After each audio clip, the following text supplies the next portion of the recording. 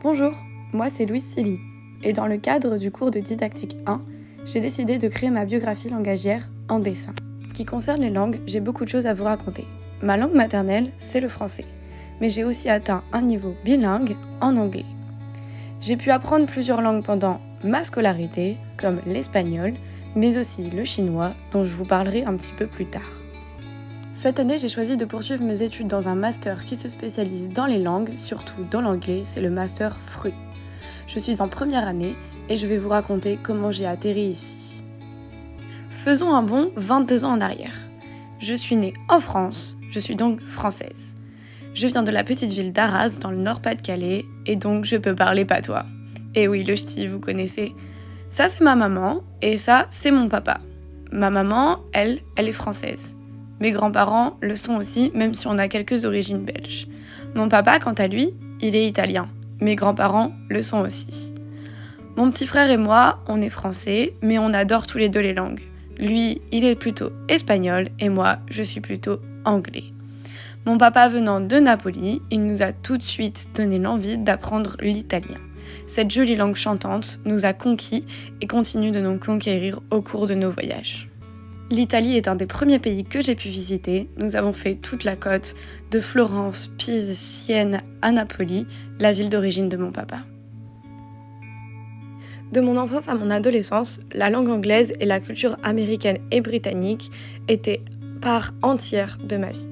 J'étais fan des One Direction, de comédies musicales, d'High School Musical, de la ville de Londres et de tout ce qui touchait à la culture hollywoodienne. Je me voyais déjà star, chanteuse ou actrice. C'est vers mes 12 ans que j'ai développé une envie d'apprendre en autodidacte l'anglais pour pouvoir comprendre tout le monde qui m'entourait et tout ce que j'aimais. En rentrant au collège, l'anglais est devenu beaucoup plus académique.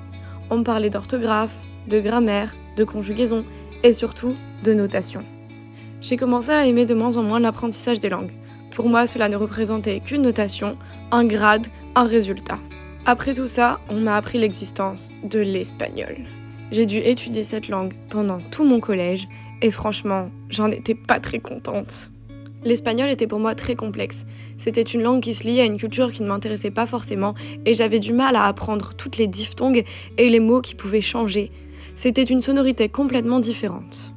Heureusement, au lycée, on m'a laissé plusieurs choix. L'espagnol s'est transformé en chinois et mon malheur en bonheur. L'enseignante qui s'occupait de nous, Madame Chi, était absolument incroyable.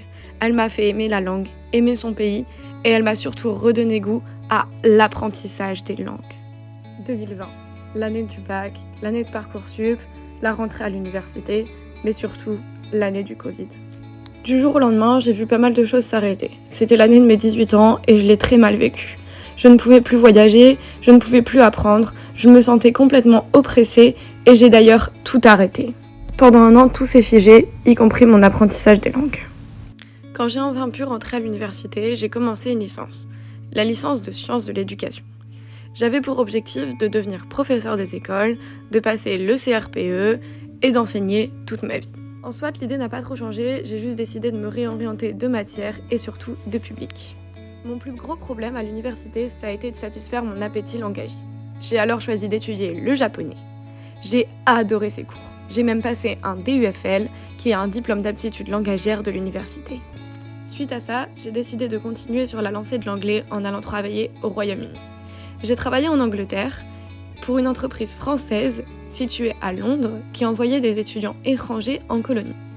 Je m'occupais donc de gérer les enfants une fois sur place en ce qui concernait les visites et de coordonner les cours entre les enseignants anglophones et les petits français. J'ai eu la chance de vivre à Londres, la ville de mes rêves, mais aussi sur la côte à Brighton. C'était une expérience formidable. En Angleterre, j'ai fait la connaissance de Yungblud. Ce chanteur de rock and roll britannique m'a permis de faire part d'une communauté absolument incroyable. Grâce à sa tournée mondiale, j'ai pu le suivre dans pas moins de 7 pays avec des amis de partout dans le monde. J'ai développé mon anglais et beaucoup appris à leur côté. Grâce à lui, que j'ai rencontré une de mes meilleures amies, Femke. Elle est belge, moi française, elle parle néerlandais et moi français. On communique donc grâce à l'anglais. Nous avons aussi rencontré des amis de Manchester, Birmingham, du Canada ou encore des USA, une amie suédoise Et tout cela est possible grâce à l'anglais. Nous savons communiquer et nous pouvons donc rire et profiter ensemble. En 2023, je décide de réaliser le rêve de ma vie. Je pars vivre aux USA. J'ai choisi d'être fille au pair pour 2 adorables petits garçons, Cole et Hudson. Ils m'ont tout appris sur la vie là-bas. Leurs parents, Lindsay et Steve, un joueur de hockey professionnel et une dermatologue, sont absolument formidables avec moi. Ils m'emmènent partout. Je vais voir des matchs de hockey, je visite des villes, de New York au Canada. J'ai pu en apprendre beaucoup sur les USA. L'Amérique du Nord m'a offert plein d'opportunités. J'ai pu découvrir qui j'étais et aussi la personne indépendante que j'étais devenue. En revenant de ce que j'appellerais l'expérience de ma vie, je me suis demandé ce que j'allais faire. J'avais pour objectif de rentrer à UCL, passer mon PGCE, repartir peut-être aux USA ou au Canada. Enfin, je ne savais pas vraiment où je voulais aller. Le Royaume-Uni m'intéressait, mais tous les autres pays anglophones aussi. C'est alors un peu par hasard que je tombe sur le Master FRU de l'Université de Lille. J'ai décidé de le tenter sur mon Master.gouv et j'ai été prise. C'est alors avec joie que je suis retournée vivre dans la ville où j'ai fait ma licence. Je suis repartie à Lille pour étudier. Le Master FRU pour l'instant se passe très bien. J'aime ce que je fais et j'aime les étudiants avec qui je partage mes journées. Pour conclure, je suis toujours à la recherche d'un tas de langues à découvrir. Je me suis notamment lancée dans le polonais récemment.